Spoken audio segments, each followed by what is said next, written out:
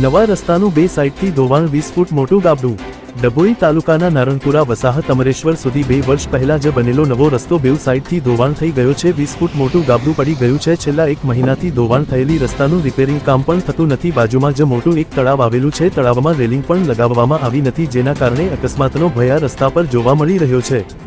ઢાઢર નદીના નાળાની આગળની 20 ફૂટ ઊંડો રોડમાં ગાબડું પડી ગયું છે। છેલ્લા 1 મહિનાથી આ ગાબડું પડેલું હોય છતાં પણ તેને પૂરવાની તાકીદ લાગતા વળગતા અધિકારીઓ દ્વારા તજવીજ લેવાતી નથી, જેના કારણે સાંજે ગાડી લઈને નીકળતા લોકો માટે જોખમકારક આ રોડ હોઈ શકે। આ રોડ પરથી વાઘોડિયા જવાવાળા અને રુસ્તમપુરા જવાવાળા લોકો આ રોડનો વધુ ઉપયોગ કરતા હોય છે। વહેલી તકે 20 ફૂટનો રોડ પર પડેલું ગાબડું વહેલી તકે તંત્ર તેને પૂરવામાં આવે તેવી અહીંથી પસાર થતા વાહન ચાલકોની માંગ ઉવાવા પામી છે।